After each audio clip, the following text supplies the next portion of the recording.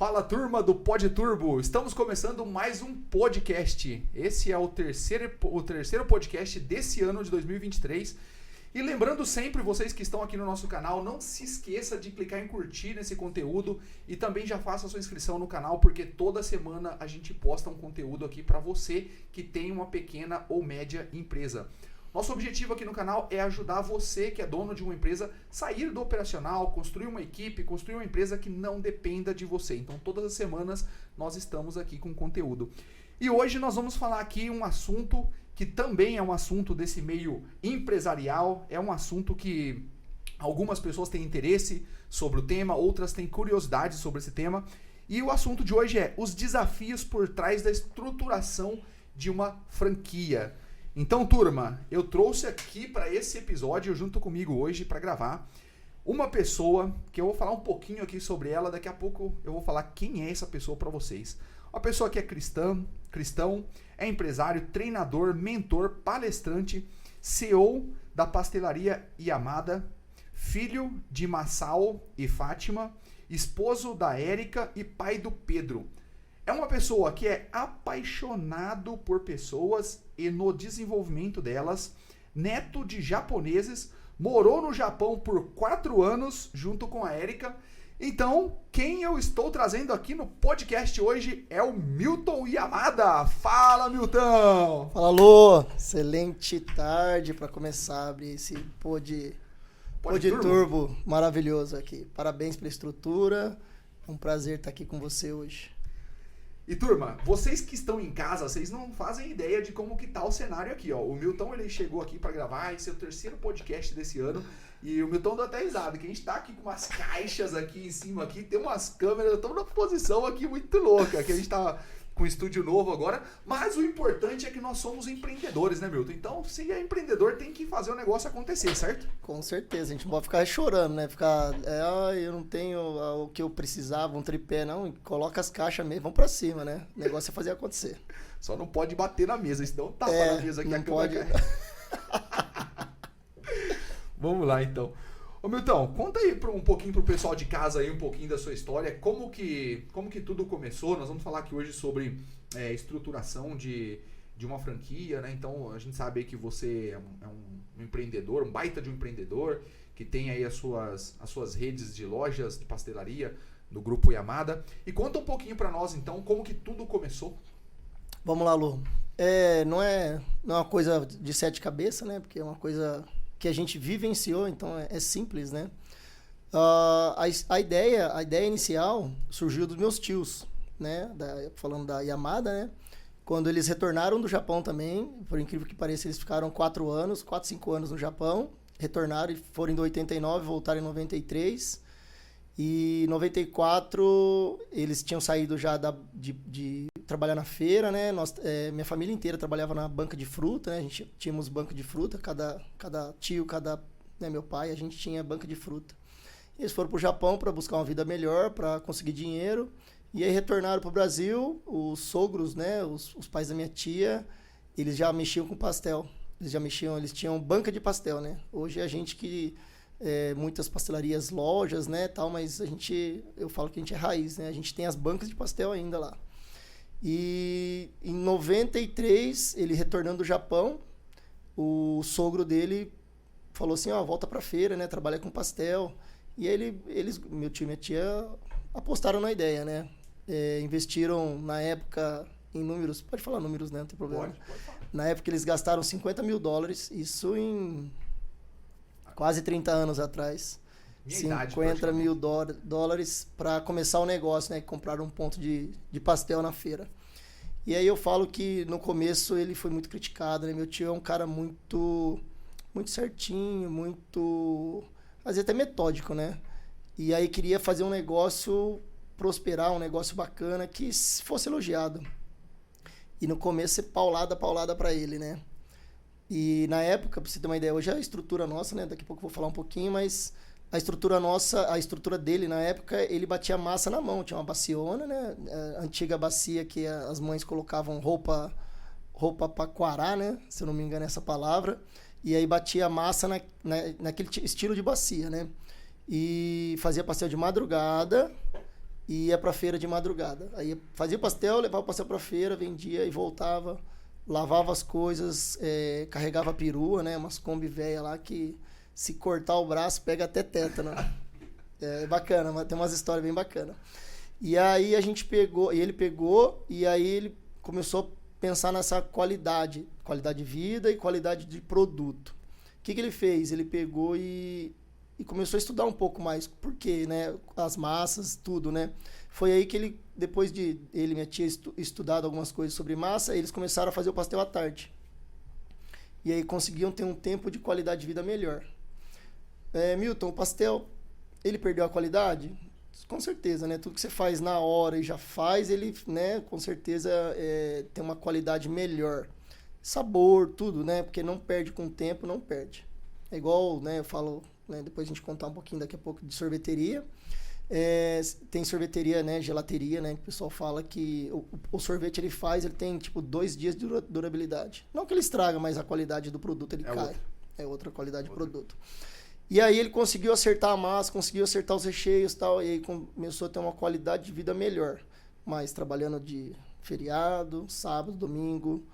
E nessa época, você tá falando assim, que começou com seu tio. Isso, correto. O negócio do pastel começou com seu tio. E nessa época, ele desembolsou a grana, ele fez todo o investimento e até então ele trabalhava em uma feira.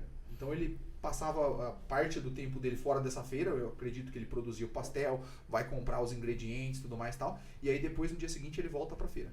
Correto, isso mesmo. Na verdade ele já sempre foi um cara muito organizado, né?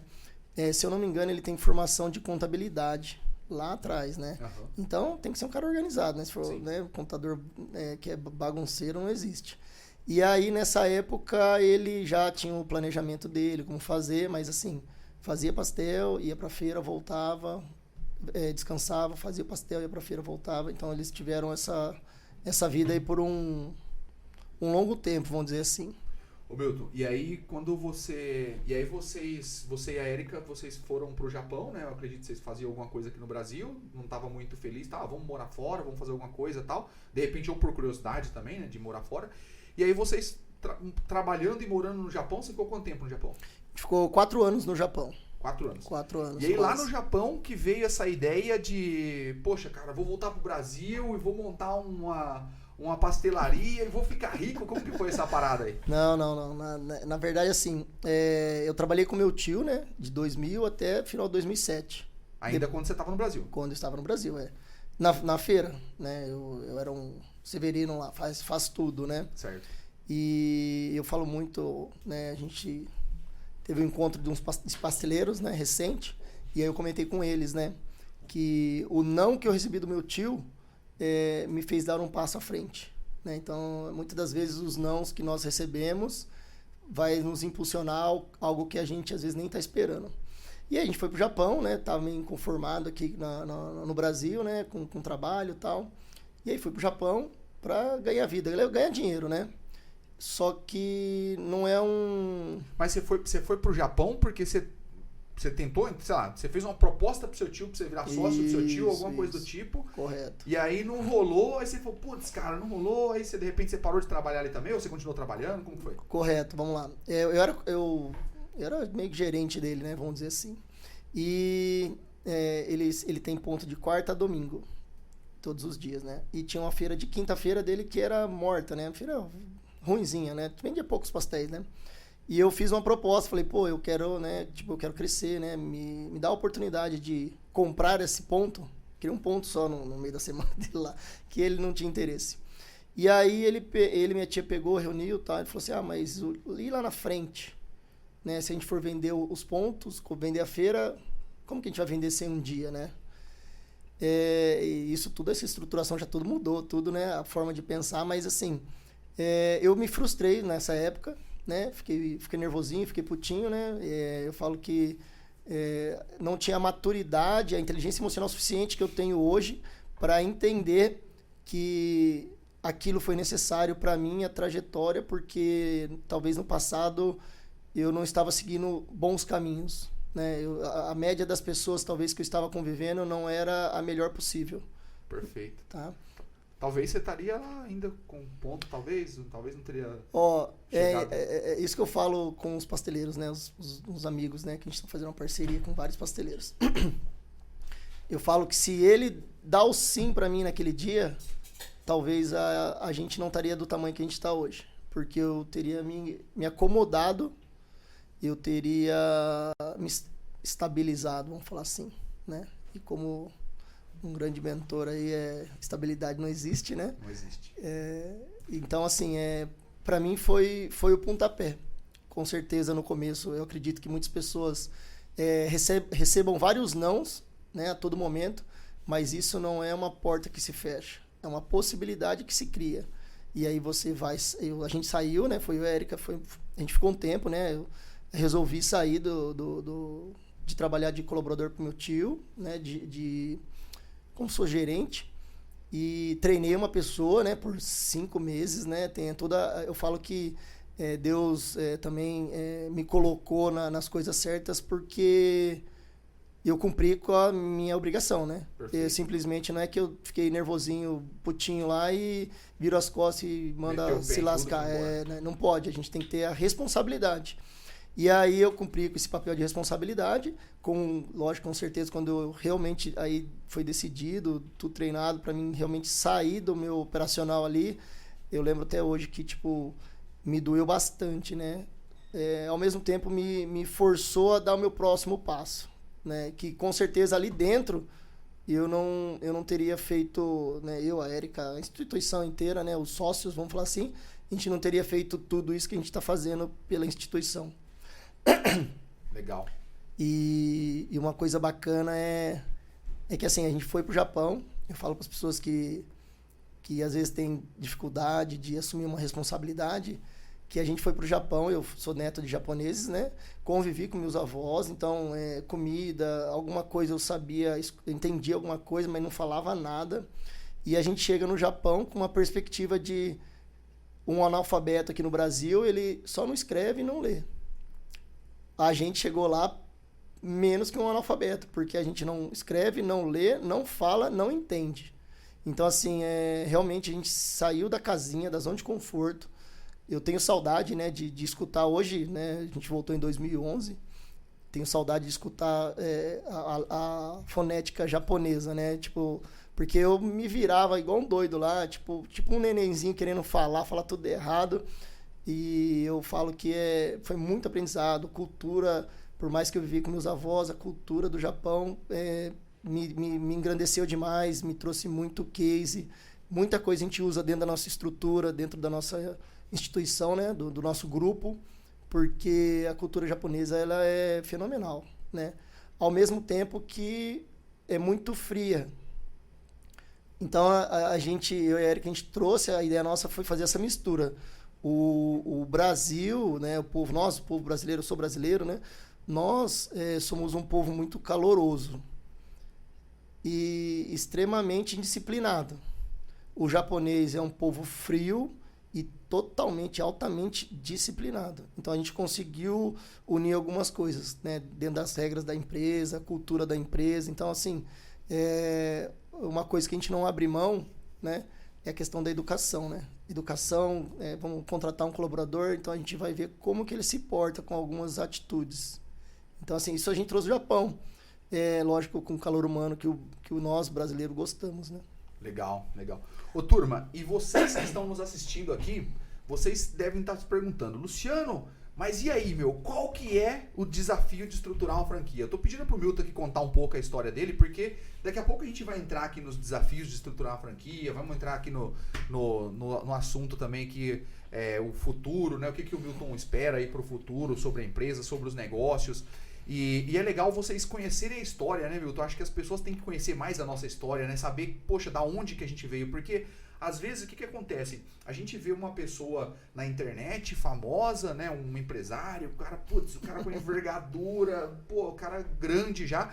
E aí a gente só vê, né, o cara cruzando a linha de chegada. A gente não vê todo o esforço que aquela pessoa tem por trás, tudo aquilo, aquele começo, né, foi difícil e tudo mais, tá? Então por isso que eu gosto de entrar aqui contando um pouco da história, né, e o Milton tá contando um pouco da história dele aqui, para vocês verem que normalmente as nossas histórias é um pouco parecido, né, a maioria dos empresários começou lá de baixo e tal, alguns herdou a empresa e tudo mais, mas eu acredito que a maioria mesmo começou lá de baixo também, né.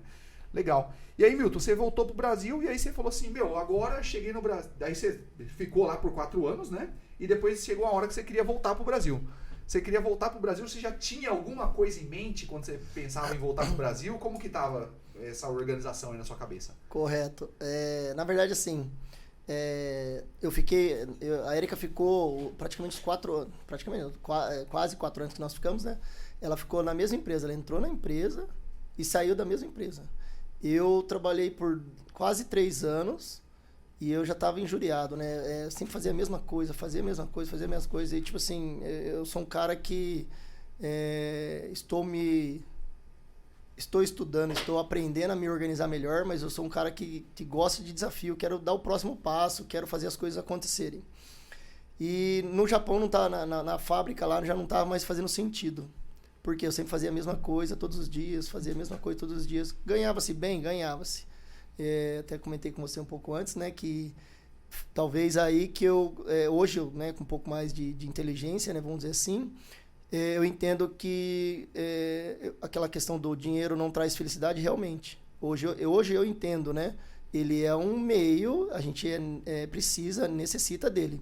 Só que a gente não pode ter o foco no dinheiro, porque ganhamos, acredito que bastante dinheiro no Japão, e aí eu estava injuriado nessa fábrica e saí.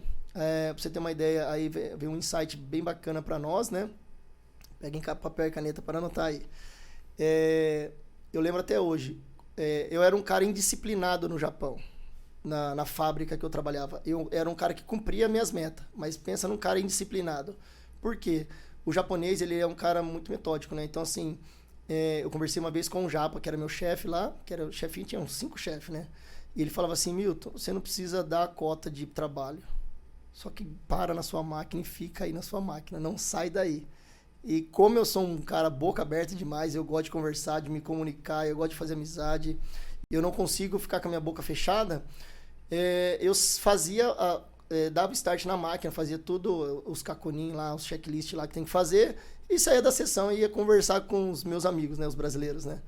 E vira e mexe reclamação. Eu brigava direto com os japoneses, né? E eu falava, pô, eu tô dando a cota aí, vocês não estão vendo e tal. Eu falava assim, ó, tem aquele japonês ali, né? Eu entregando os outros ainda.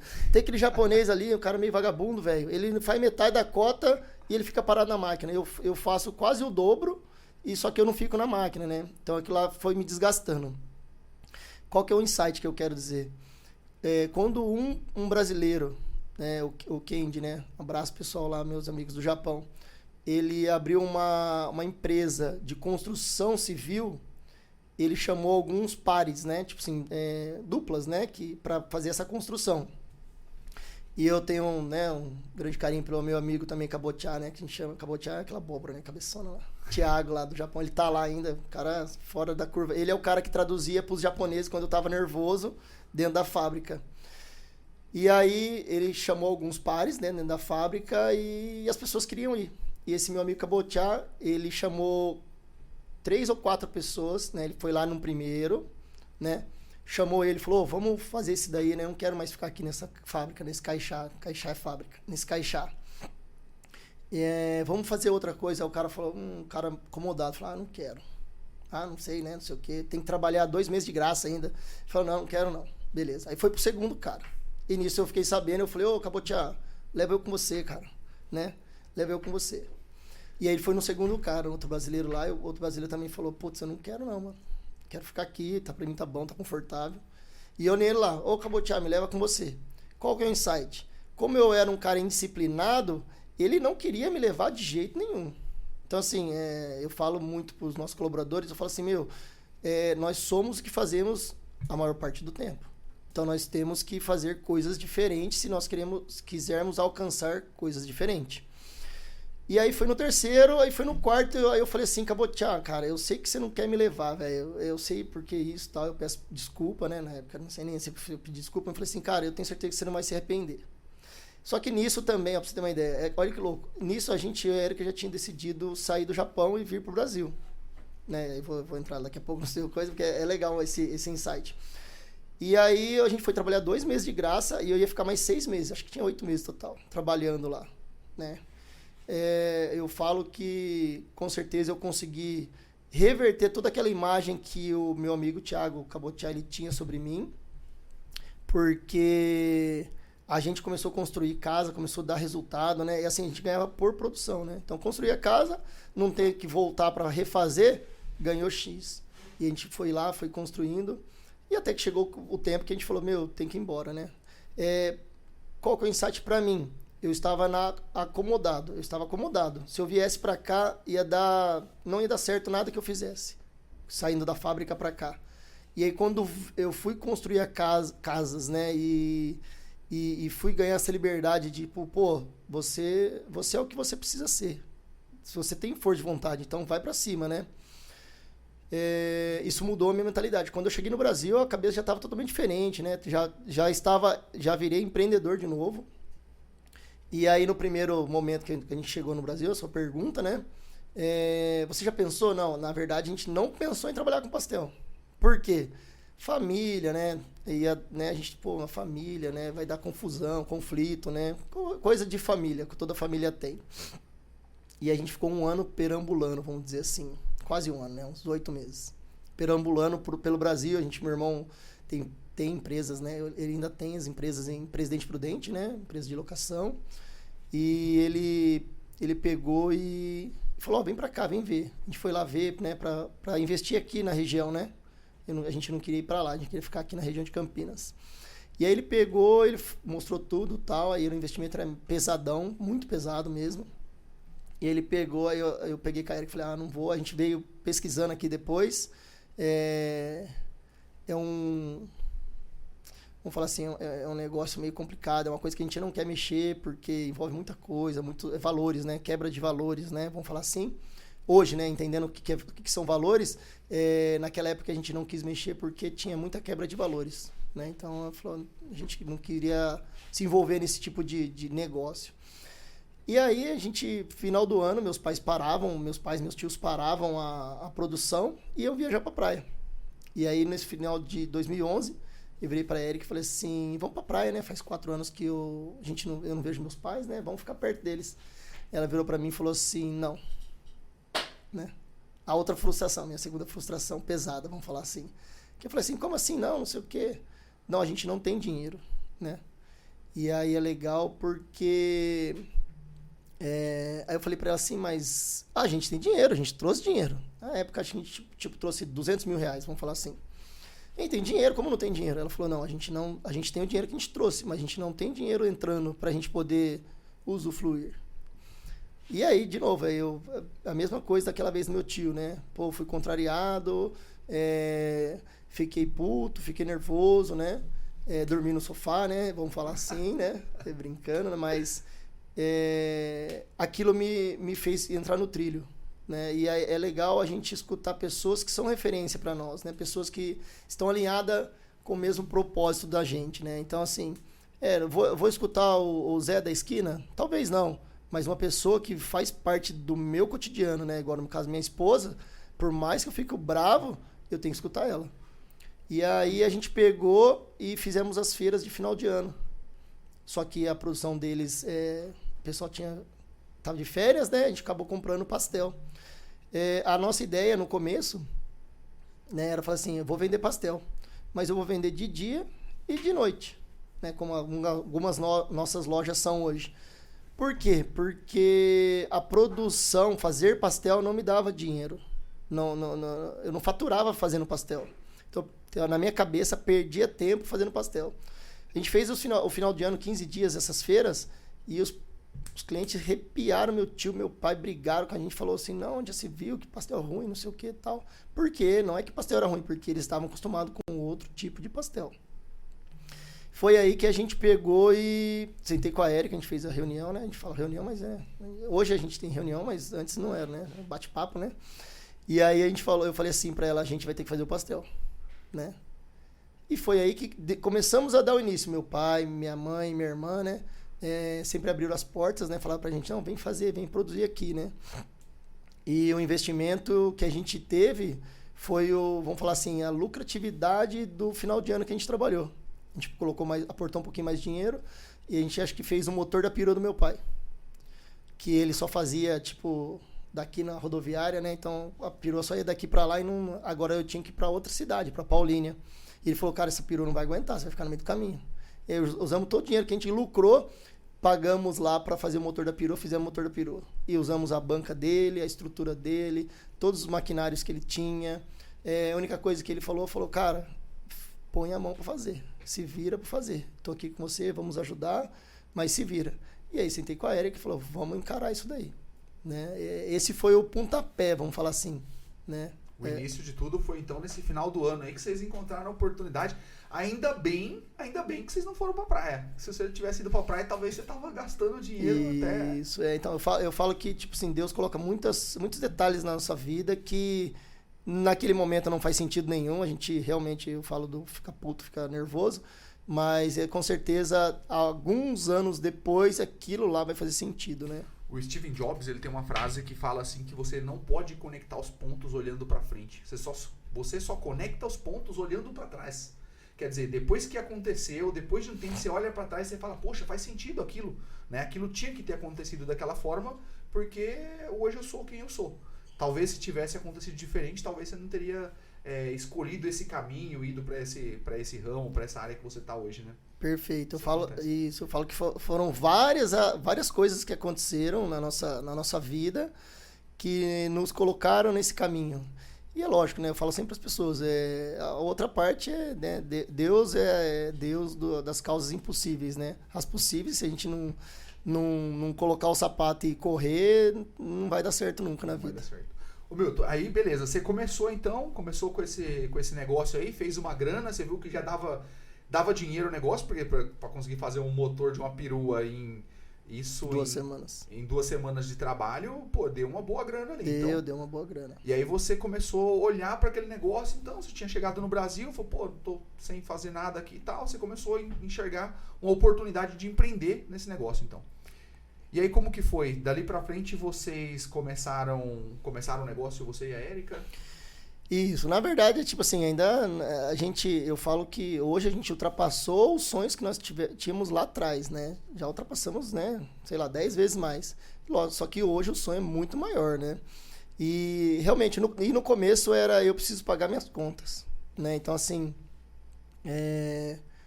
a ideia inicial era eu preciso trabalhar, ganhar meu dinheiro para pagar minhas contas.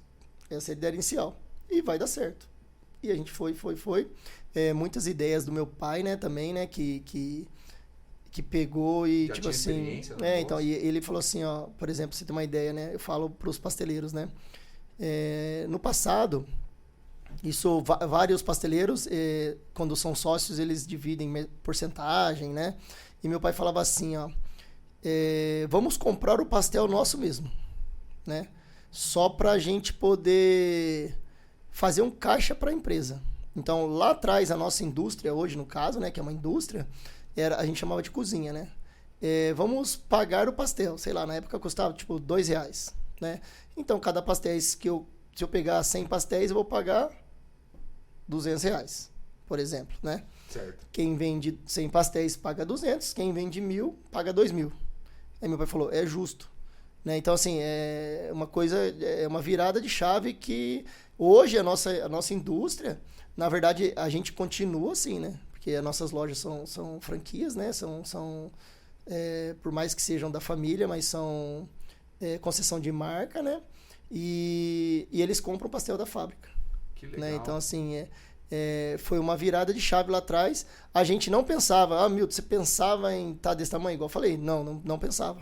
Mas, Milton, não fala o tamanho ainda não. Vamos entrar no passo a passo nessa história. Verdade. Aí. Legal. E você, então quer dizer que quem comprava então da cozinha, no caso, quando começou, era você, seu pai, minha irmã, sua irmã, tem mais alguém para tio? Não, nessa época ainda não.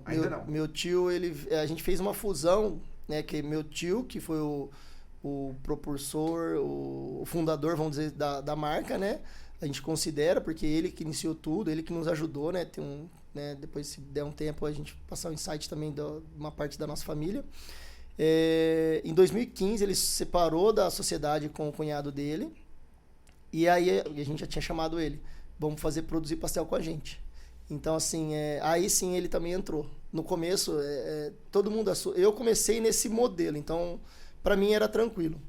Minha irmã e meu tio, quando ele entrou, porque assim, ele tinha um gasto lá, sei lá, vamos chutar aqui de, sei lá, 5 mil reais por semana, né? Do gasto, do jeito que eles faziam lá.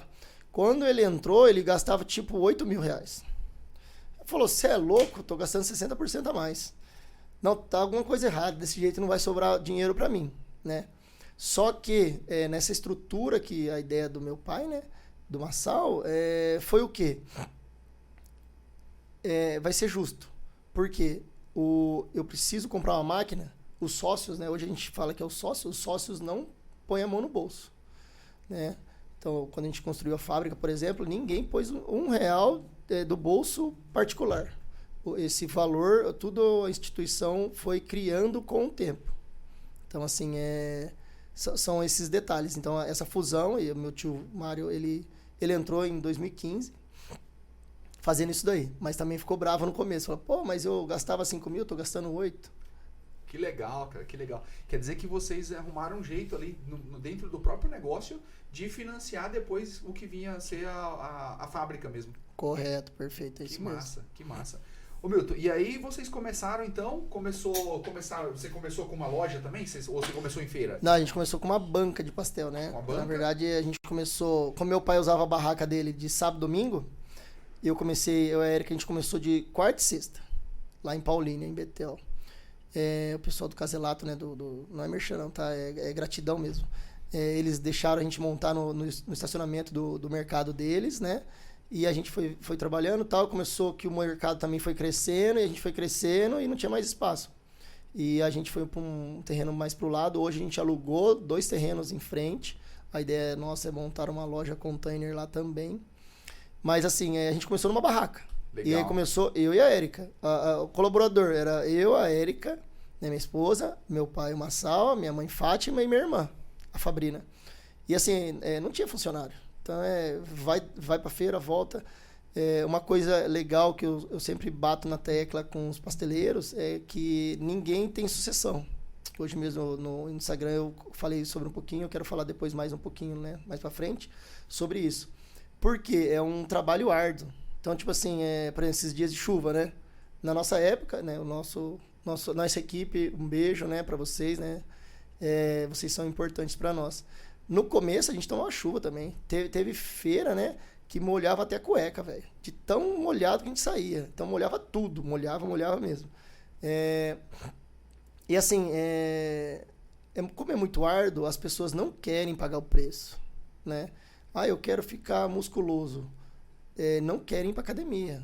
Acho que existe milagre nas coisas. Comendo salsicha vai ficar. Isso. Não fala pastel não, pelo amor de Deus. E aí, e a ideia é assim, a gente pagou o preço, né? E hoje, né, graças a Deus, né, daqui a pouco a gente fala nesse crescimento, mas assim, hoje tudo valeu a pena, né? Noites mal dormidas, tem fatos, né, que legal.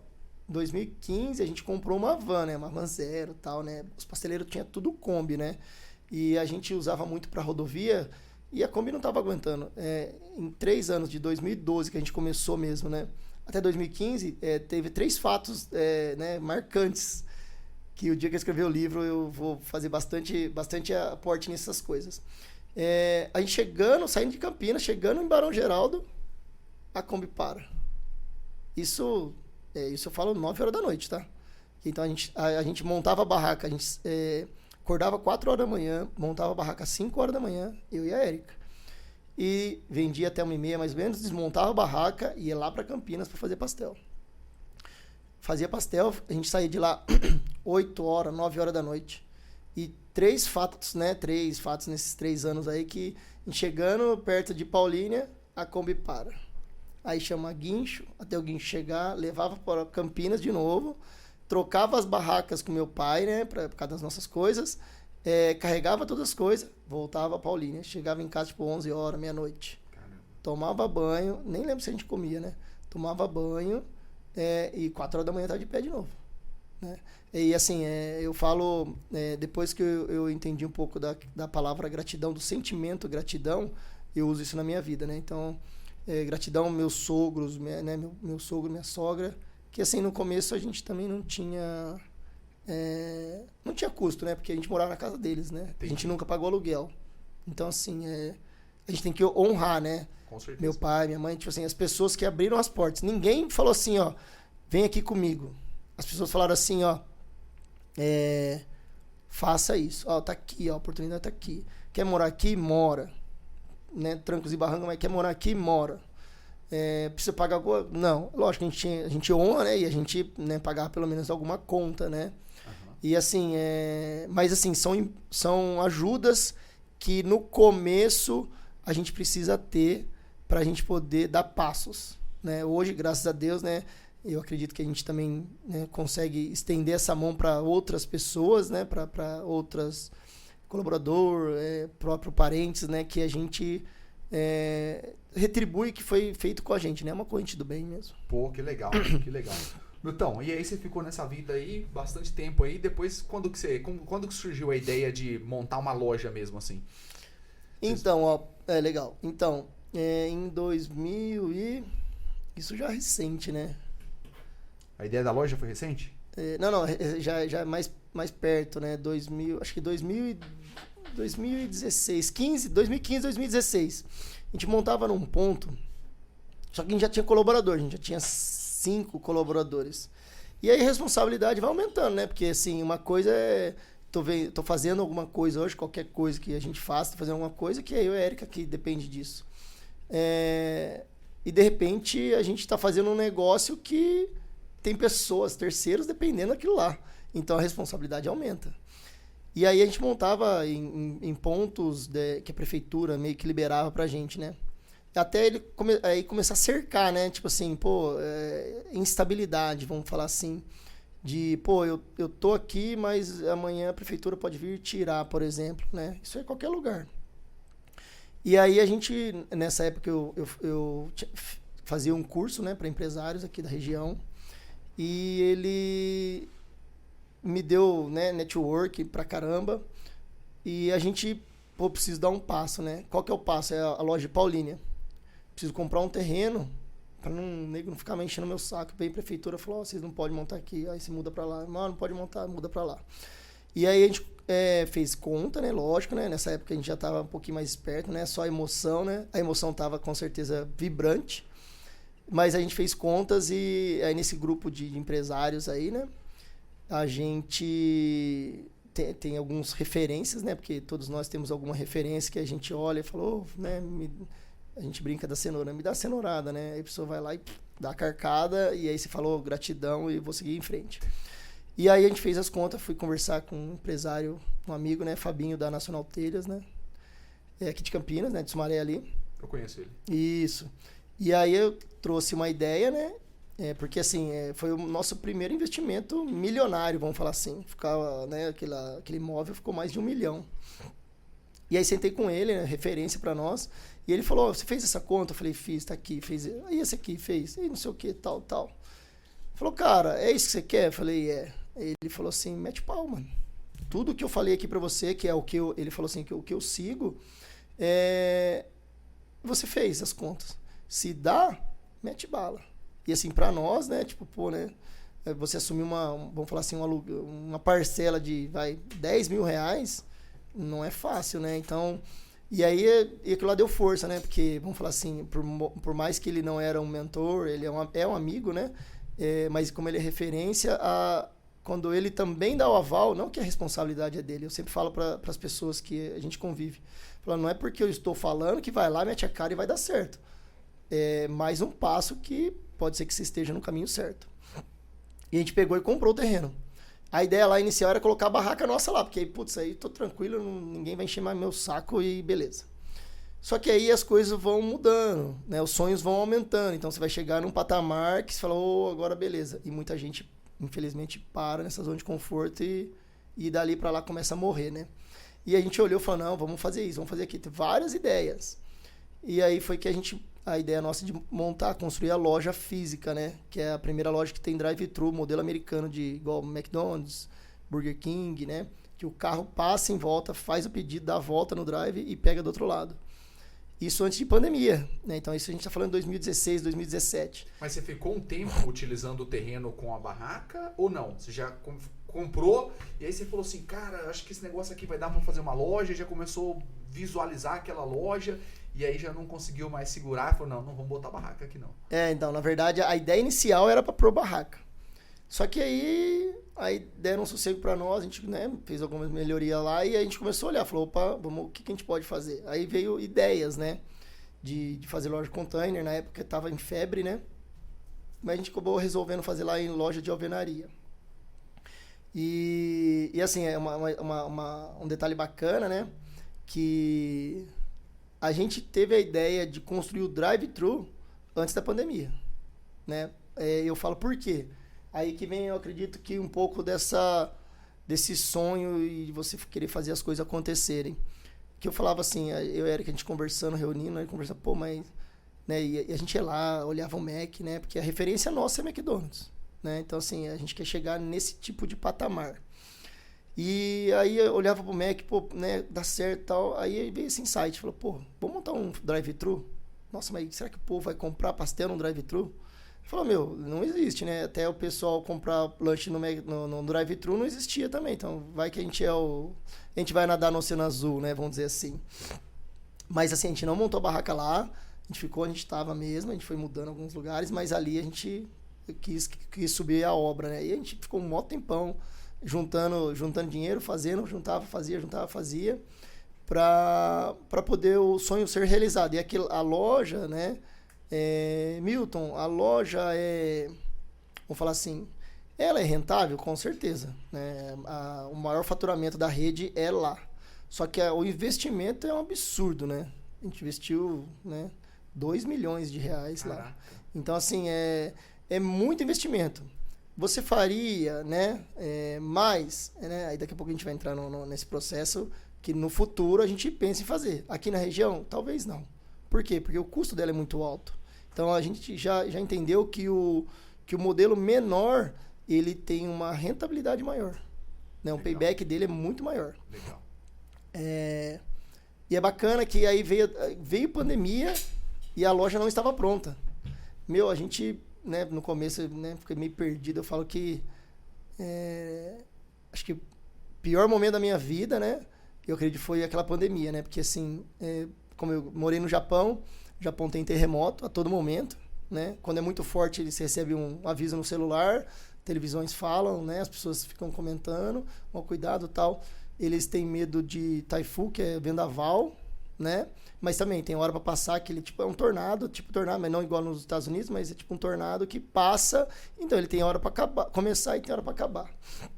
E a gente pega uma pandemia que começou. E aí não tem hora para terminar. Bem, para mim foi bem chocante. Eu falo que acredito que em 2 dias assim eu fiquei meio depressivo, né? Porque eu falei, putz, e agora, né? Eu só sei fazer isso aí, o que eu vou fazer? Tá? Então, assim, mas depois, com a ajuda do time, com a força, com a união, a gente pegou e conseguiu reverter a situação. A gente ficou 20 dias parado, né? Então, assim, perca de produto pronto foi mais ou menos contabilizado de 50 mil reais. Caramba, cara. Perca de venda, sei lá, 200 mil reais. Caramba. Então, tipo assim, muita coisa a gente perdeu nesse meio do caminho. Mas, graças a Deus, que a gente sempre teve a educação financeira nossa, foi sempre bem certinha, bem controlada, né? E, lógico, a gente está aprendendo e pode melhorar cada dia mais. Ô Milton, quando começou a pandemia, cara, eu lembro até hoje, eu tava sentado no sofá da casa da minha mãe, almoçando, era o dia 13 de março, se eu não me engano, dia 16 de março, alguma coisa assim, de 2019 ou 2020? 2020, né? E aí o governo do estado de São Paulo decretou que todos os estabelecimentos era para ficar fechado durante, se eu não me engano, inicialmente 30 dias. Aí eu falei assim, não, eu tô escutando coisa errada, né? Porque eu falei, poxa, ia fechar o shopping, ia fechar, tudo, tava fechando tudo. Eu falei, não, cara, não é possível, cara. E ainda, né, na época, poxa, o governador era o Dória, né, um cara que é empresário e tal. Eu falei, pô, como que pode o cara fazer uma coisa dessa? Eu não tinha essa consciência, né, da gravidade desse negócio, né, mas realmente pegou todo mundo ali de surpresa. Mas eu tenho 2 pontos que chamam a atenção aqui. Meu, você começou a montar a loja, então, né? Você começou, aliás, trabalhar com pastel na feira e, meu, de repente você já sai da feira ali e tal, né? De repente, não, eu falando aqui de repente. Tropeçou, caiu na feira. De repente, né? Quase 10 anos ali pra falar de repente. Mas, e aí você já saiu, então, logo de início assim, vocês já compraram um terreno e mais pra frente um pouquinho, vocês enxergaram uma oportunidade de construir uma loja, né? Que ficou uma mega estrutura, uma mega loja. E daquela loja, então, agora, vamos contar um pouquinho aí. Vamos falar um pouco sobre o que você fez. Depois dessa loja, você abriu mais lojas? Como que vocês estruturaram? Isso. Na verdade, um pouquinho antes dessa loja a gente inaugurou na pandemia, né? Um pouquinho antes dessa loja, a gente começou a abrir outros pontos em Campinas, né? Às vezes, tinha quiosques que as pessoas, né, ou por não saber trabalhar, ou por não saber esperar, dar o momento certo para ter um retorno, né? Vamos falar assim, né? Não saberem trabalhar, né? E aí a gente começou a abrir mais pontos de venda. Você pegava um imóvel, por exemplo, uma oportunidade de um imóvel, um local bom, e aí você ia, né, e a gente ia lá e investia e montava e fazia o negócio prosperar, né? Prosperando ainda, graças a Deus. Mas foi essa a ideia. Foi aí que surgiu a ideia da gente começar a abrir outras unidades, né? Essa da Mega Store que a gente fala lá de Paulínia, essa na verdade era um sonho nosso que lá atrás, né? A gente, né? Você com certeza estudou da pirâmide de Maslow, né? Sim. Que é a nossa segurança, que tipo assim, pô, hoje eu tô aqui, amanhã vem alguém e fala, você não pode mais montar, e aí? E aí nossa segurança estava abalada, né? Então a gente acabou construindo essa estrutura para a gente poder ter uma segurança melhor. Legal.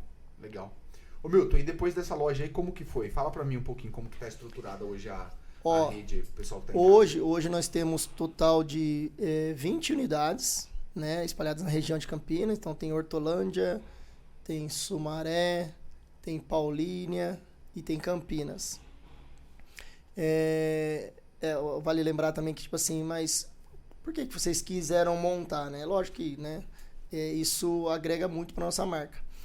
Mas assim, no passado, um passado recente, né? A ideia nossa era vender pastel pronto. Pra gente vender pastel pronto pro pessoa que quer comprar e vender. Então, por exemplo, tinha pessoas que estão trabalhando CLT e aí foi mandado embora. Aí eu olhava a banca de alguém do pastel ali vendendo e falava, porra, vou vender pastel, né? A gente brinca, né? Que os japonesinhos vêm, tá quase morrendo lá e tá lotada a banca dele, né? Aí de pouco tempo, né? Do nada surgiu. Só que eu falo que as pessoas não têm a disciplina e a constância de fazer e de esperar o negócio acontecer. Resiliência, né? Resiliência. Toma uma porrada, já cai e já não levanta mais. Aí que acontece? Aí, pô, você vai começar a trabalhar com pastel, né? Não é assim, você vai montar e fala, agora vem e abre a porta 1.000 clientes, né? Não existe isso, né? Pelo menos eu acho que não. Nem as nossas lojas, quando inaugura, não tem todo esse movimento. E aí as pessoas, às vezes, estão comprando essa ilusão, né? De tipo, o cara, né? Sei lá, o cara tá tá andando de carrão, não sei o quê, tá vendendo pastel. E não entende que atrás disso tem uma estrutura, que muitos anos, né? Igual, por exemplo, hoje o sucesso que a gente tem, né? Mais uma vez honrando, né? Nossas origens, é meu tio, minha tia, meu pai, minha mãe. Eles fizeram as coisas acontecerem. Eu e a Érica, o que a gente fez? A gente fez um negócio bombar. A gente pegou a força de vontade e falou, pô, vamos dar o próximo passo. Mas aí essa pessoa era demitido da empresa, né? Grandes empresas, demitido, vou vender pastel. Aí vai vender pastel na frente da casa. Tá errado? Não tá errado. Eu acho assim, Eu acho, não, tenho certeza que toda forma de você rentabilizar algo que seja digno é importante. Você pode, eu falo essa semana nas reuniões, semana passada, eu falei para alguns colaboradores, falei assim, nós, mesmo que a pessoa pegue latinha, é digno. Ele está fazendo uma coisa honrosa, né? Que a gente não pode fazer falcatruas. E a pessoa não tem a resiliência de esperar o negócio acontecer. E aí, assim, vamos falar assim, um salário, né? Era um salário de R$1.200. De repente a pessoa fala assim, pô, tô trabalhando pra caramba todo dia e vai tendo quase um salário de R$900, né? E a pessoa não tem resiliência de parar e esperar. Ou de estudar, ou ir ver, fazer benchmark, coisa que eu faço pra caramba, e não só em estrutura pastel, aqui eu vejo benchmark. E aí, olhar isso daí e falar assim, opa, vou aplicar na minha empresa, só que assim, aí vem a questão do não tenho o sonho de estar lá.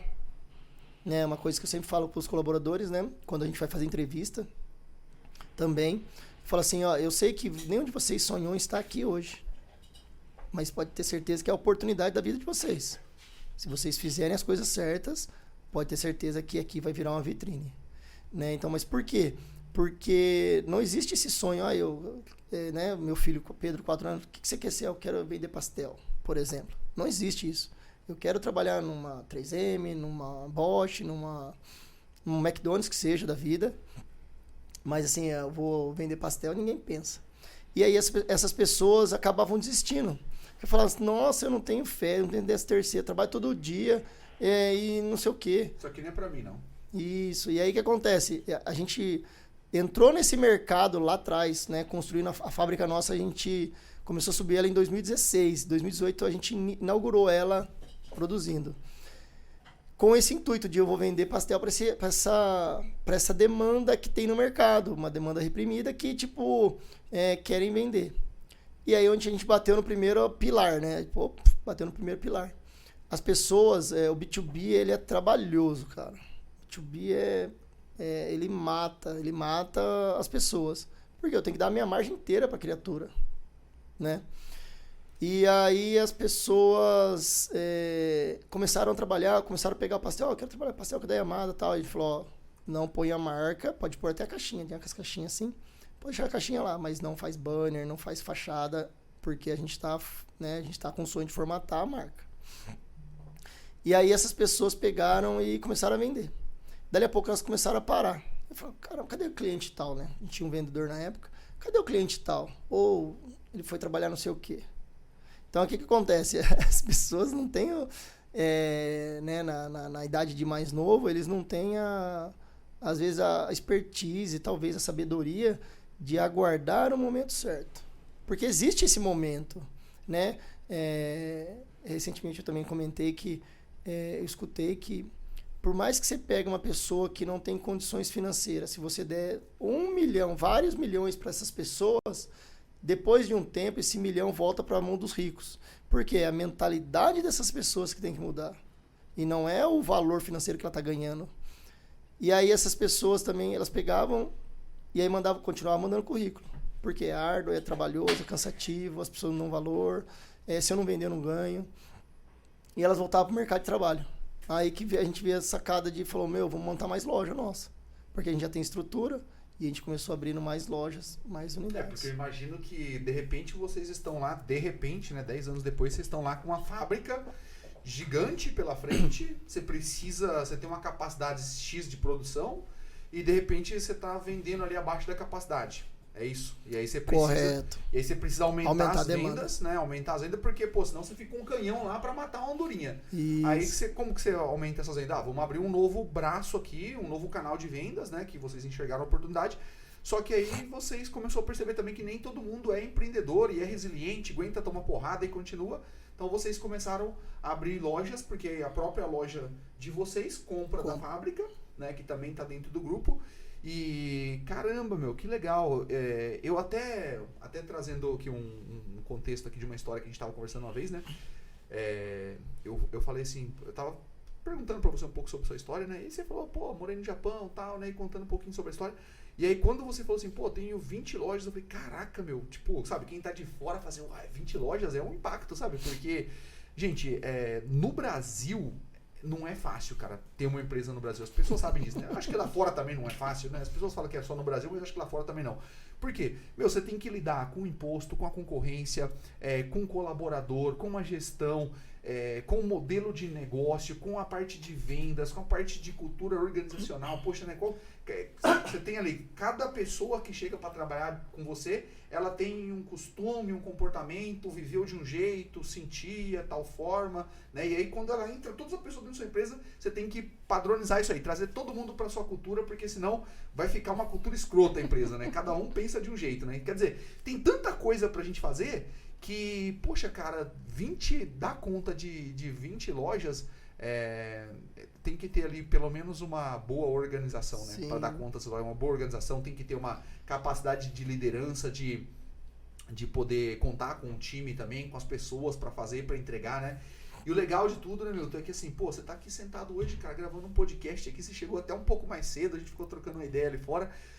Você já me falou também que semana que vem, ou nessa semana, você vai para São Paulo fazer um treinamento e vai ficar mais 3 dias lá. Quer dizer, eu vejo que você tem essa afinidade com liderança, você consegue delegar, você consegue também sentar com as pessoas, desenvolver as pessoas para que elas possam produzir, para você ficar um pouco mais de fora da operação, mais fazendo assim, a gestão mesmo. Fazendo a gestão, pensando em estratégia, pensando em crescer, né? Qual que é, o Milton, no seu ponto de vista, né? Tendo em vista o crescimento que vocês tiveram nesse período todo e também tendo em vista que vocês têm planejamento, têm planos para crescer no futuro ou crescer ainda mais no futuro, que eu acho que isso também é uma coisa que move a gente que empreende, né? Pô, a gente tem objetivos e quando você sobe o primeiro degrau, você vê que, poxa, dá para ir mais e conforme você vai chegando, você vai, né, olhando os próximos degraus e vai se planejando para crescer mais. E qual que é o maior desafio seu hoje dentro do negócio mesmo para crescer como uma franquia, né? Que você me falou assim, a gente tem 20 lojas, mas a gente está buscando o crescimento e futuramente a gente vai expandir, né, toda a rede de uma maneira que seja através de franquia, né? Então vai poder dar aí condição de outras pessoas, de outros empresários que queiram ter um negócio de sucesso, um negócio próspero, já formatado, né, com toda a experiência que vocês têm aí, que vem não só da sua gestão agora, mas que vem lá do pai, tio, né, dos parentes. Então, o que você acha que é um maior desafio que você tem pela frente na expansão do negócio? Ótima pergunta, Lu.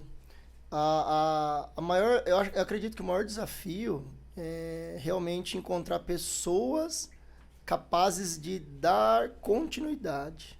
Porque assim, a nossa ideia, né, é fazer a franquia, né, montar essa estrutura, dar todo o treinamento, tudo possível.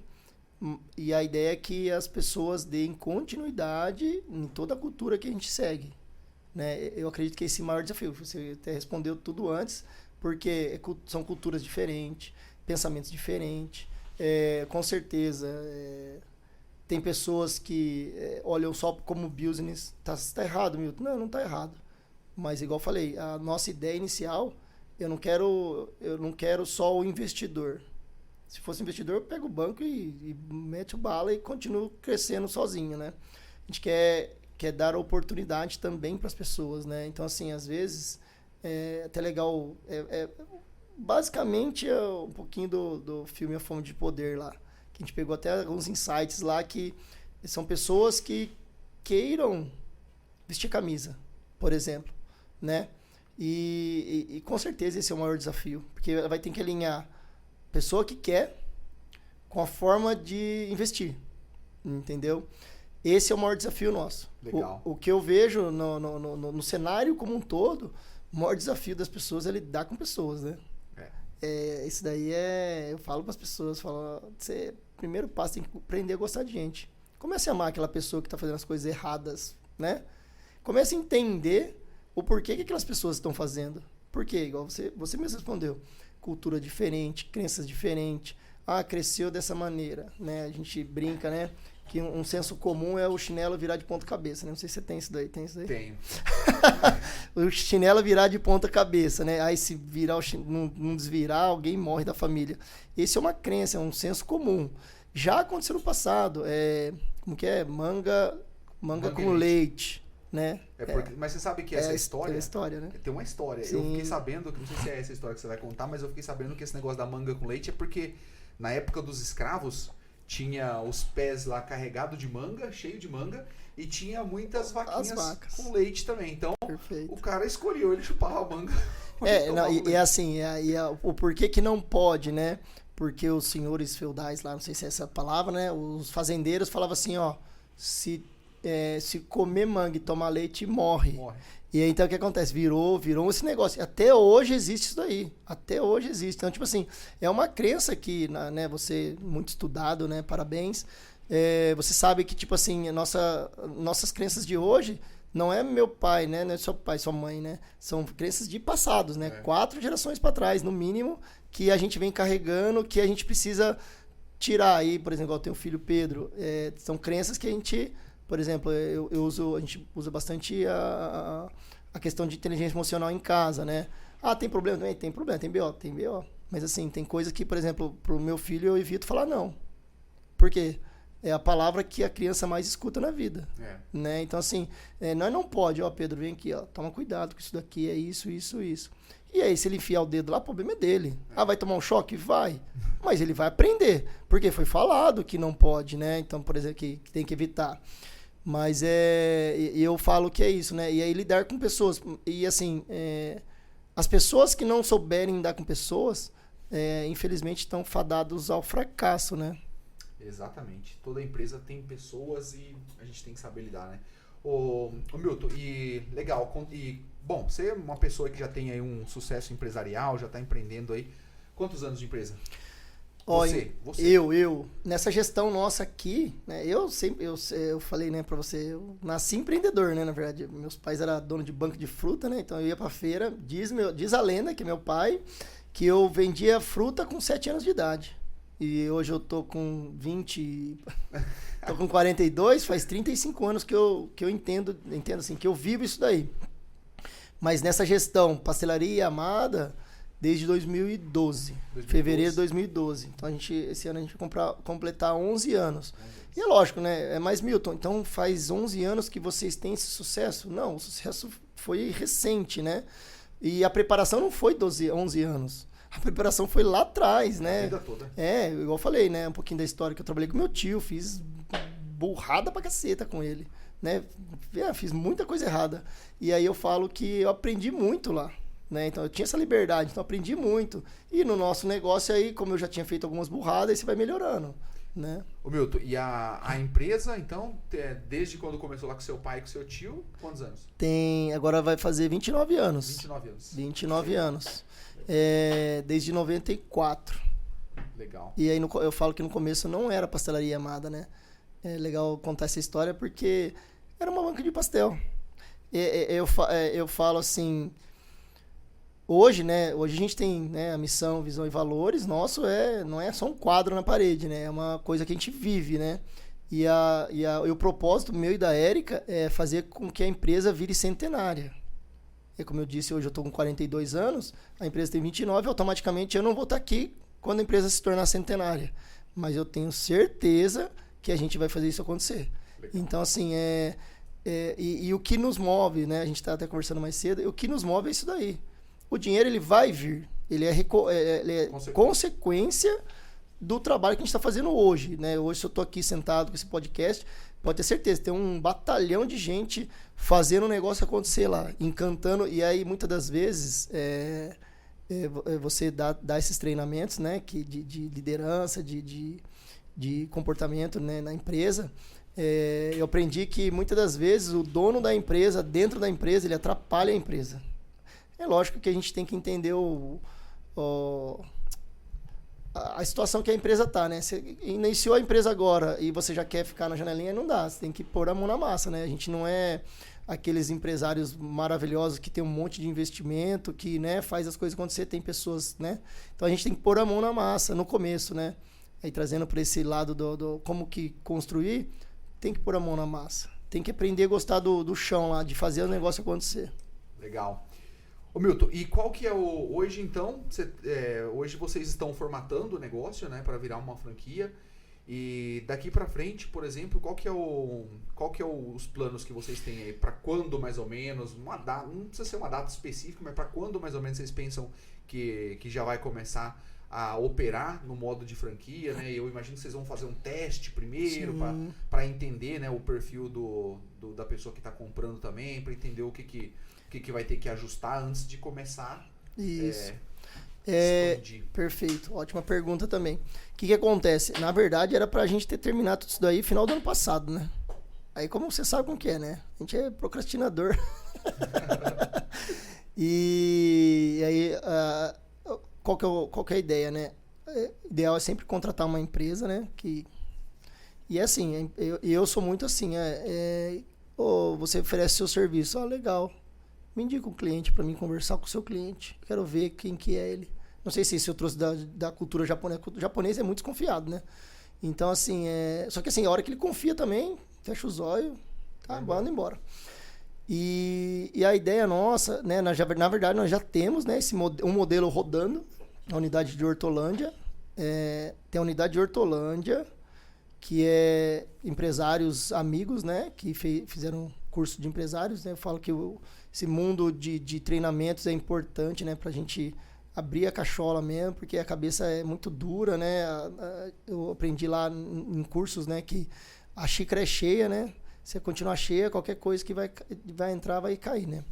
Então, esse casal de amigos, né? Que é o João Paulo e a Ana Paula, eles, né, toparam o modelo, né? Toparam como posso dizer? Falei, o negócio é o seguinte, a gente quer tal... Vai ser um piloto ali. É isso, um projeto piloto, né? Então, a gente tem a empresa Pastelaria de Hortolândia, ela já está rodando, né? Tá dando super certo. Temos também um modelo que a gente fez com um colaborador, né?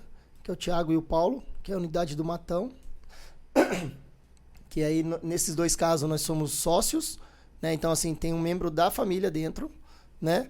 E aí são pessoas que a gente vai treinando, validação de negócio. Milton, quanto tempo? Hoje a gente acredita já que a gente está em 70% de formatado, né? Falta alguns detalhes. E a ideia é, desse ano aqui, né? Acredito que agosto, setembro, assim, já a gente vai começar a startar. A ideia é fazer um evento, né? A gente fazer um evento, né? Eu não sei se comentei com você. Eu tenho uma lista de 110, hoje já tem atualizada, tem 110, deve ter até mais já, 110 pessoas, né, CPFs, né, e empresários, amigos, clientes, né, e pessoas de tudo quanto é lugar, que tem interesse em adquirir a marca, né. E a ideia é fazer um mega evento para apresentar a marca, apresentar até valores de como que é. Uma coisa que eu falo para as pessoas, que as pessoas às vezes têm que desmistificar isso daí, né? Porque o pastel é um produto que ele não tem um valor muito alto, né? O valor agregado dele não é alto. Valor financeiro, preço, Custo, né? Preço, não é alto. E as pessoas acham, já ouvi dizer, o cara falou, será que com 10 mil eu consigo montar uma pastelaria? Eu falei, não é bem por aí, né? Por exemplo, números que a gente está vendo lá é coisa de 300, 400 mil, por exemplo. E para montar uma estrutura que não é igual de Paulínia, né? Paulínia, igual eu falei, né? Paulínia é 2 milhões, né? Milton, você vai querer montar aquele modelo, mesmo que o cara tiver porte, não, eu quero montar esse modelo, a gente tem que estudar. Porque, assim, a ideia nossa não é sair igual doido espalhando e ganhando taxa de franquia, ganhando royalties, né? Isso é consequência do que a gente está fazendo. A gente sabe que vai ter esse retorno para nós.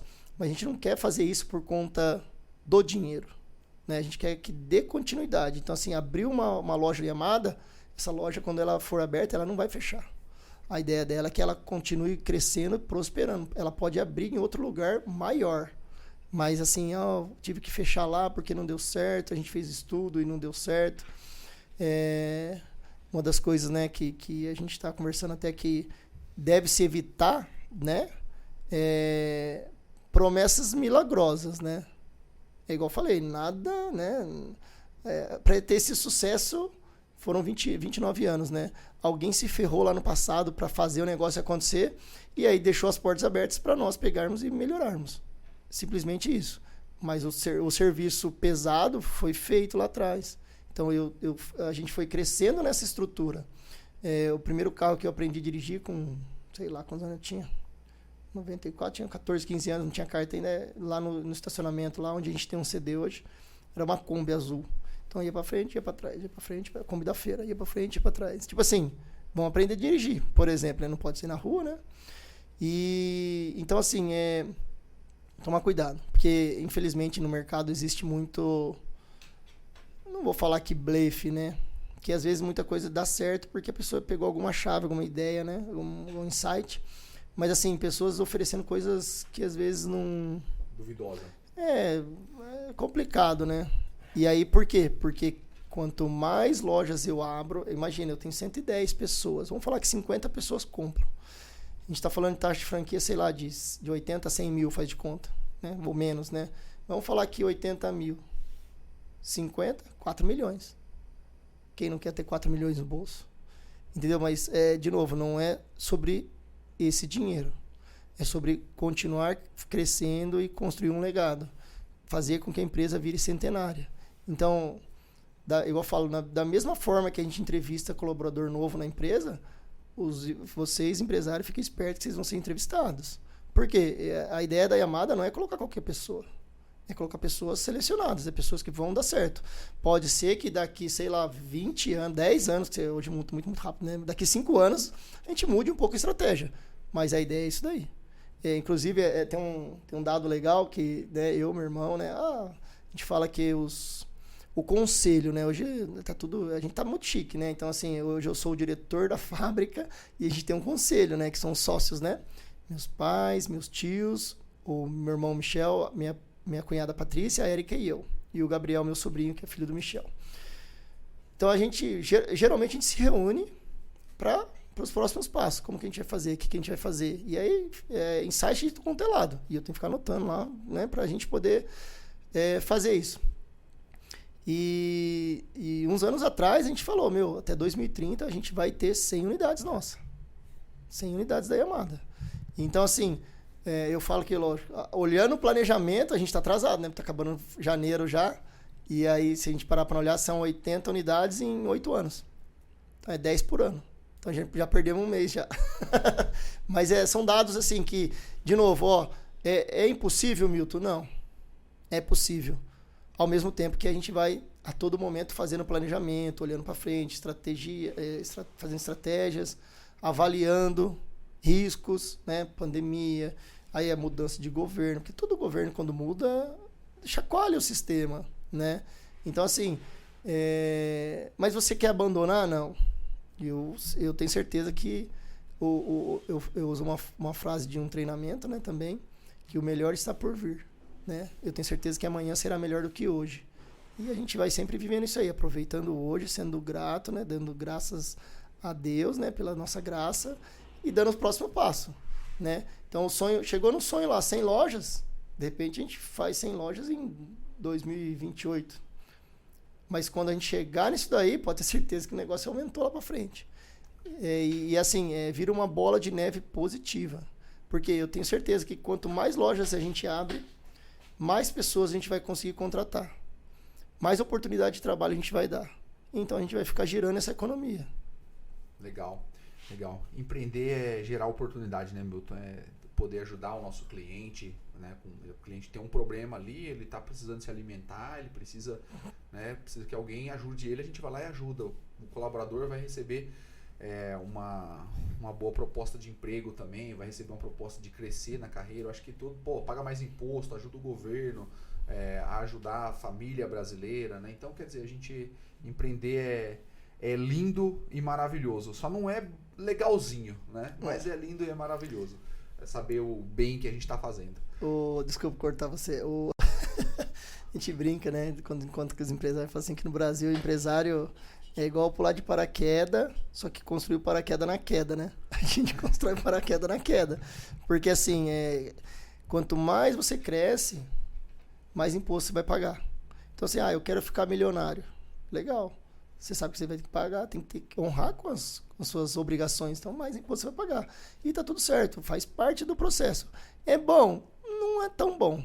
Por quê? Porque a gente sabe também que, imagina esse valor na nossa mão, o quanto que poderia crescer muito mais. Se a gente estivesse administrando esse dinheiro para o governo para falar assim, tem um grupo privado aqui que vai cuidar da administração das ruas, tal, vai fazer orçamento e tal, poxa, acho que seria outra coisa, né, meu? Mas a gente não tem para onde correr, né? A regra tá aí, a gente tem que aceitar a regra e jogar o jogo. Segue o jogo. Mexer nas variáveis, né? Na onde a gente consegue mexer.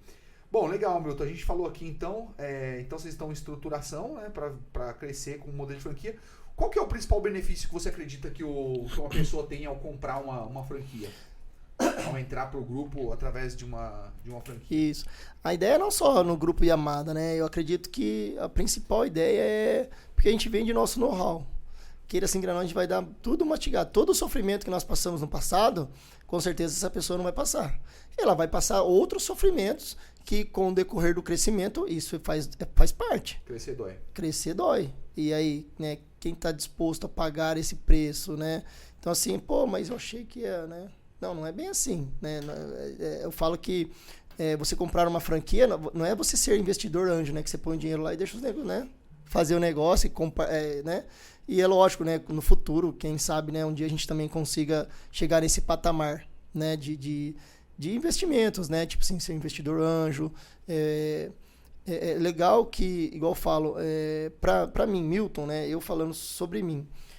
O que eu tenho de negócios que bate na minha porta para as pessoas fazerem negócio, cara, no mínimo 2 pessoas por semana. Negócios variados. Por que você não faz isso?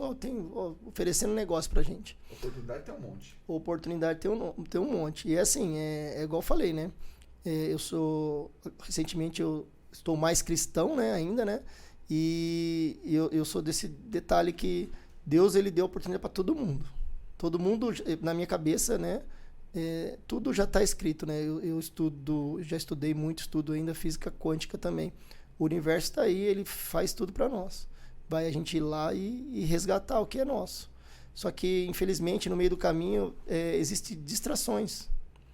E aí o que acontece? A pessoa perde o foco, né? Como você falou, né? Que é uma das expertises sua de foco. Perde o foco e vai para distração. Perde o foco e gasta dinheiro. Perde o foco e usa a emoção. Então, aquele prazer instantâneo, ele vai deixar você mais longe do que você sonha, né? Então,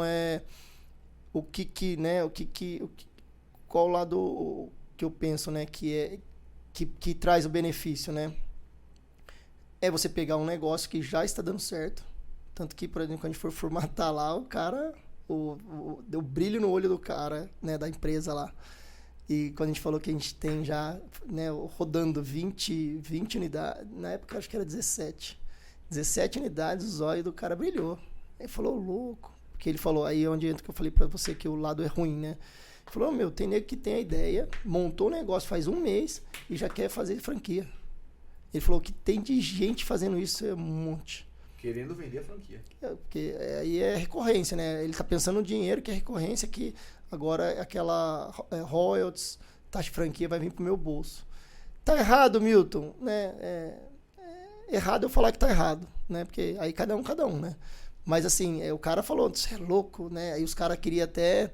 Porque assim, a gente contratou a franquia lá, a formatação de franquia, que é só para formatar a franquia. Os caras queriam vender. Os caras falaram, não, você não precisa pagar nada, deixa a gente vender que a gente vai ganhar porcentagem. Eu falei, não, amigão, quanto que é para formatar? A gente foi estudar várias, né? Só quero formatar. E eu nem sei se eu quero vender. Eu quero formatar, estruturar, porque a gente já tem vários processos dentro da empresa que remetem a esse passo. Mas a gente cria uma coisa profissional para a gente poder também ter a documentação que a gente fala, putz, isso vai dar certo. E a ideia é o quê? As pessoas que compram franquia compram know-how.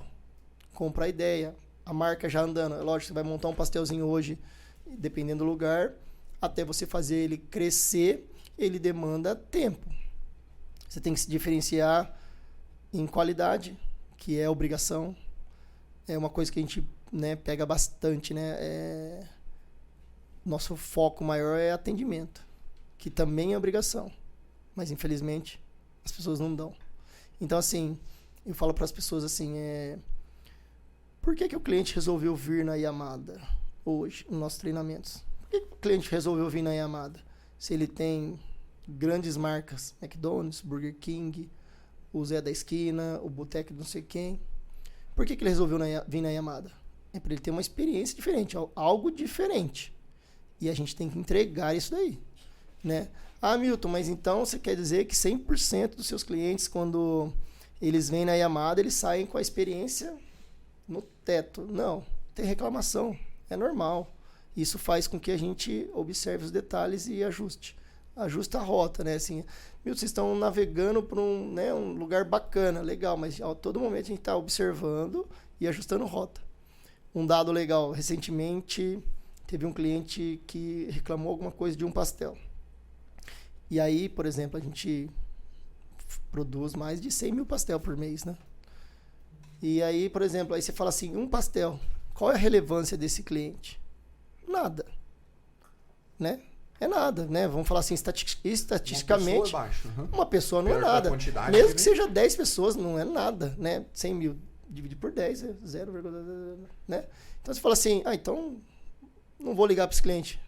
A gente entende essa estatística, mas ao mesmo tempo fala, opa, por que será que ele está olhando? Aí a gente vai olhar todo o fluxo para chegar nele. O que aconteceu? Existem vários, né? A gente abre, tipo, escala, faz um 5W lá, um plano de ação para entender o que aconteceu. Por que aquele cliente reclamou? Para a gente chegar depois no final e falar assim, não, às vezes aquele cliente realmente ele é reclamão, vamos dizer assim. Tá, legal, mas para a gente chegar nisso aí não pode ser, não, mas não sei o quê. A gente tem que ter dados, a gente tem que ter rastreabilidade disso daí, né? Então, assim, a gente trabalha muito com transparência. Então, tipo, se o cliente reclamou, traz, aí manda foto. Né? Hoje eu sou centralizador, então eu trago para mim, eu já mando para a produção, falo, ó, o cliente reclamou de, sei lá, tem pouco recheio no pastel. Né? Eles não, logicamente, eles não falam, né? A gente faz reuniões com eles, né? A produção não fala assim, pô, mas quantos clientes reclamou? Né? Porque, assim, é uma falha, às vezes vai acontecer, né? Pega gigantes empresas, recall de carro, né? Então, é uma falha que diagnosticaram aquela falha e vem traz aqui pra gente fazer. Aconteceu uma falha, isso pode acontecer.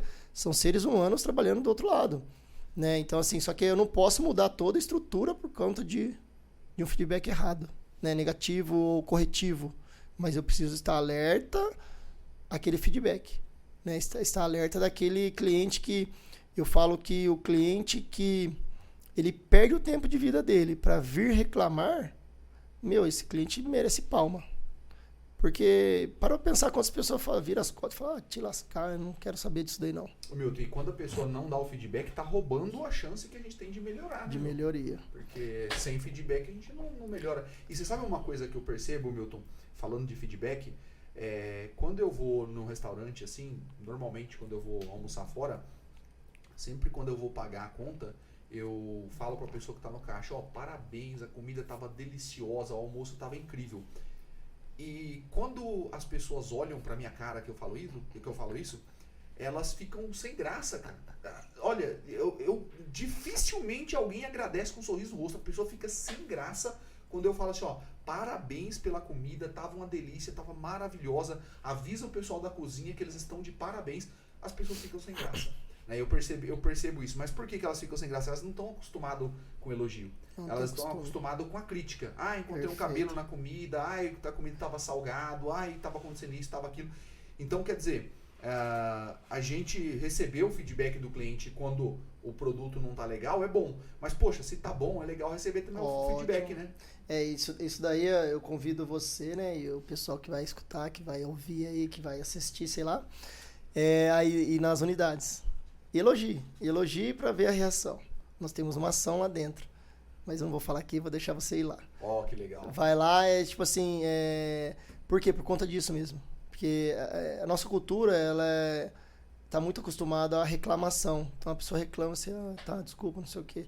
Quando alguém te elogia, você desarma tudo. E aí você cria rapport, né? Aí você fala assim, ô Luciano lá, como você chama, Luciano? Ô, Luciano, tudo bem? Ó, a gente fez especial aqui esse prato pra você. Né? E as pessoas não sabem o poder que isso existe, né? Legal. E quando eu for lá, então, eu já sei que eu vou elogiar, porque eu sempre elogio as pessoas, a comida, então eu vou elogiar. Vai lá. E aí eu quero ver qual que vai ser a...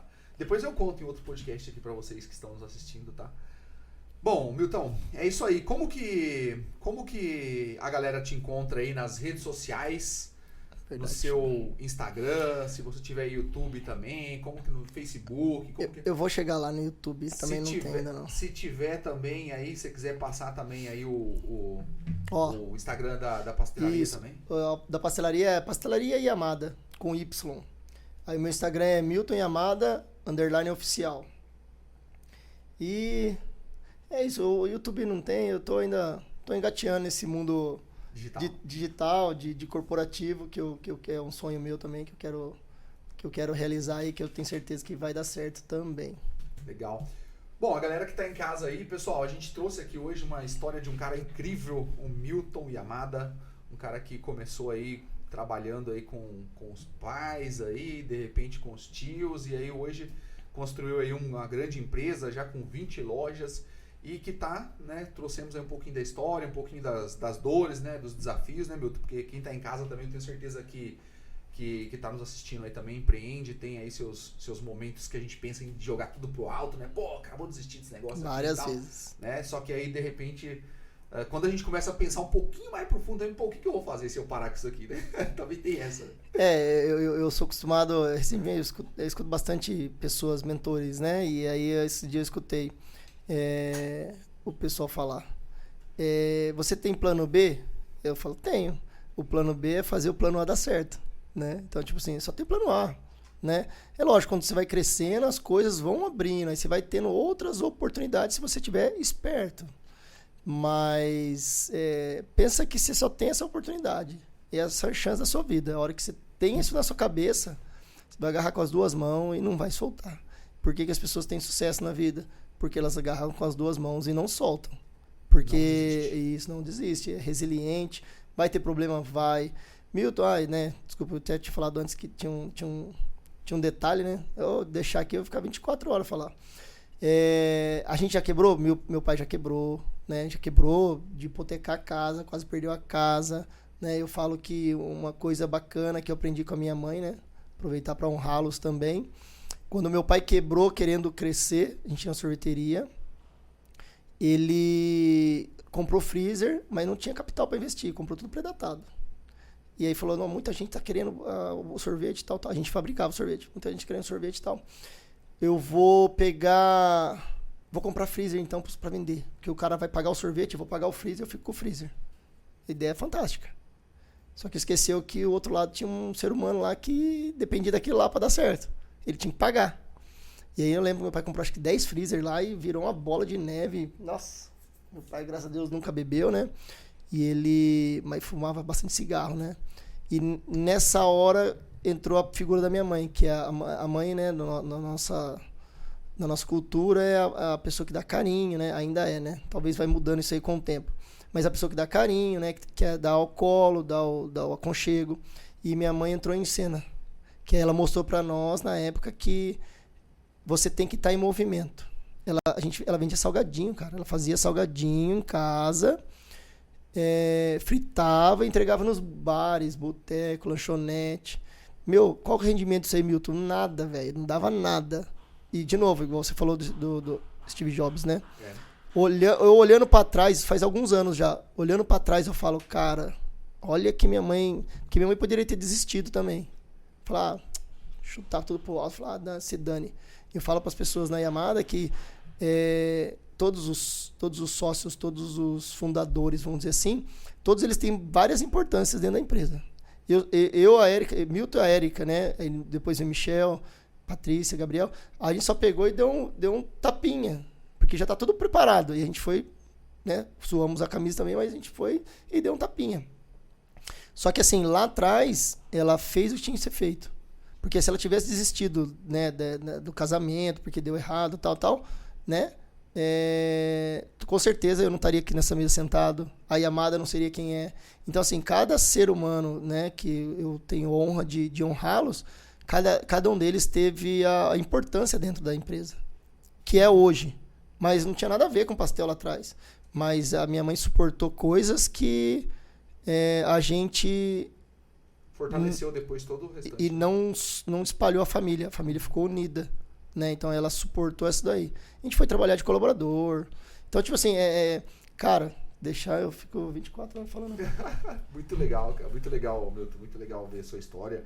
E também é uma inspiração para quem tá em casa, porque as pessoas, poxa, cara, às vezes você tá com a sua empresa aí, só você ralando, tentando fazer o negócio acontecer, as coisas não dão certo, você pensa em desistir, mas que sirva aí, ó, de inspiração para vocês aí a história do Milton, da pastelaria Yamada, porque, meu, se você não desistir, com certeza, um dia você vai conseguir. Só não consegue quem desiste. Então, bom, espero que vocês tenham gostado desse episódio aqui do podcast. Quem não me segue ainda lá no Instagram, vai lá pro Instagram, me segue, @LucianoDSFranca. E toda semana a gente está aqui trazendo conteúdo para vocês que tem uma pequena, média empresa, para vocês que desejam melhorar os resultados, melhorar aí o nível de gestão, de liderança, cultura na empresa de vocês. É isso, gente. Espero que vocês tenham gostado. Um beijo no coração de todos vocês e até a próxima. Isso aí, valeu. Valeu!